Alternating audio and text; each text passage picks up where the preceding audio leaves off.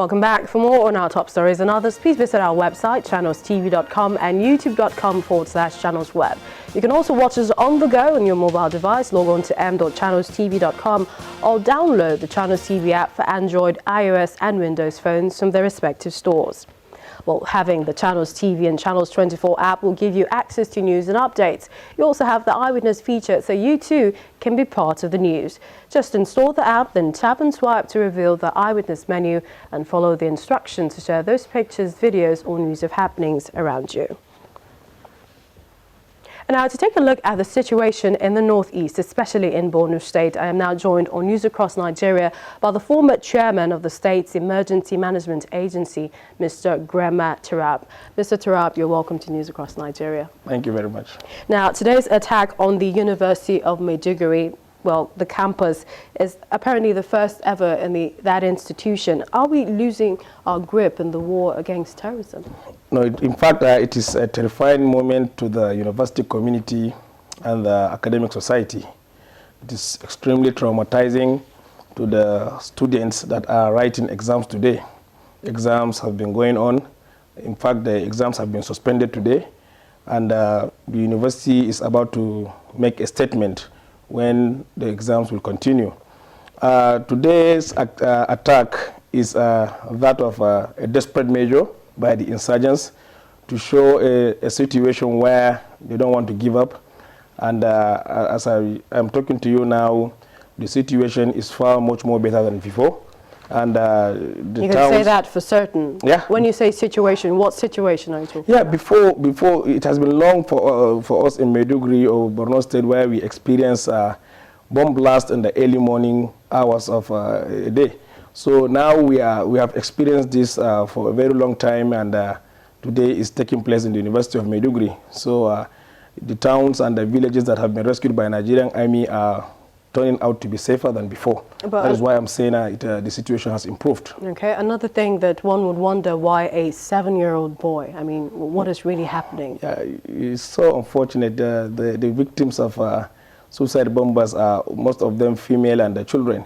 So you wonder why are they using children and women to carry out their sub-target attacks. So it's so unfortunate. Now, a recent report sent to the Senate actually alleges that there have been selective treatments of IDPs and camps.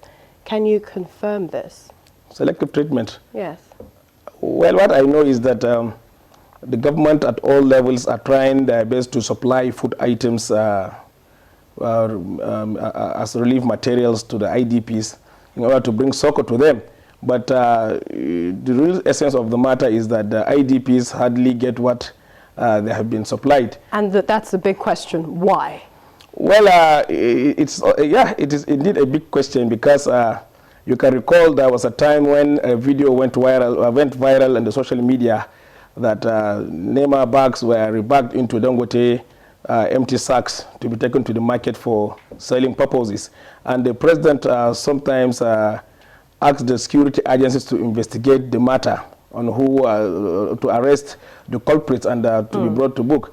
And not only that, we had a report the other time by the United Nations Human Rights Agencies that women are being used as sex slaves in exchange of food. Yes. And rape cases are also taking place in the camps.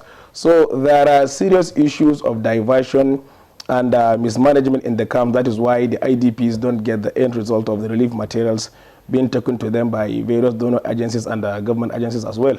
So it's interesting to know that you actually agree that there's been diversion. Yeah, there's been diversion. In fact, that is why after crime loud in many places with regards to the malnourishment taking places in the camps and in the IDP communities, the National Assembly constituted a investigative panel to go out and have a fact-finding mission with regards to the maladministration that is taking place in the camps. So we were invited and we were contacted in the first place that we should come up with ideas that will show and brainstorm the issue that affects the IDPs in the camps and how it will be solved. We were invited and we attended the public hearing. A public hearing was conducted in the National Assembly. But to our dismay, the public hearing somehow turned out to be dramatic. We were there, we were in fact, denied access into the public hearing. We found out why are you denying us to come into the public hearing? They said, no, we have to wait. We struggled, we fought, until it took us almost 5 hours to get into the public hearing. And 5 hours? Yeah, 5 hours.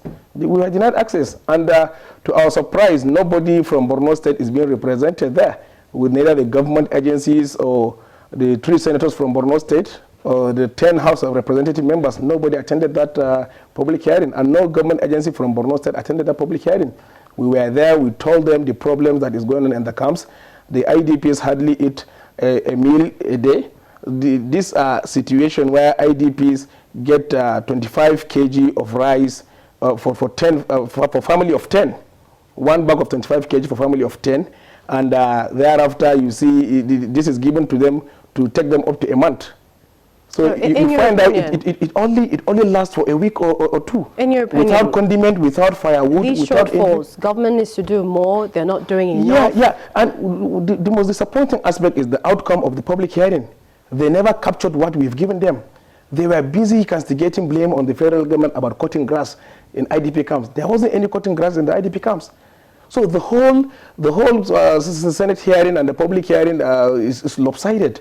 They have never captured the issue with regards to the IDPs, with regards to malnourishment, dying in the camps, hunger, diseases. Every day you see international donor agencies and the international media calling upon the world, the whole international community, that if care is not taken, 200,000 children will die. That's exactly my next question. Do you think that they need to leave the state if their impacts are not felt, or they're actually felt but then they're being sidelined? They are doing more than anybody, because we have about 40,000 IDP, 40,000 households in the IDP camps. Out of 40,000, 25,000 families were being catered for by the World Food Program. So how can you chase out the donor agencies? We have the liberated communities like Banki, Monguno, Ngala, Dikwa, Biu, so on and so forth. We have been catered for by the international donor agencies. There isn't any government present anywhere. So what we expect the National Assembly to come out with their finding is they should hold to account anybody found guilty of diverting food items, anybody that is the cause of malnourishment in the camps, not blaming the FG for whatever political purposes. We expect them to capture the real issues in the camp. Ending the camps this year, 2017, we've heard about that, the federal government saying that, you know, they want to wrap that up. Do you think there's a possibility anytime soon, anytime 2017? Well, I don't think so, because most of the liberated towns are not fully habitable for people to return. Even though government is trying their possible best to make sure they have returned people, but there are no structures on ground to return people home. And we are calling on the government to find out an everlasting solution about the issues of the IDPs. They should constitute an independent fact-finding mission to go and hold public hearing in the camps, not in National Assembly, not elsewhere. And if you're asked to continue to be chairman of the State Emergency Management Agency, would you go back? I don't think so, as of now. All right, thank you so much, Mr. Grema Turab, for coming on News Across Nigeria. I really appreciate it. And when News Across Nigeria returns, we'll bring you this report coming from INEC on new political parties. Join us again.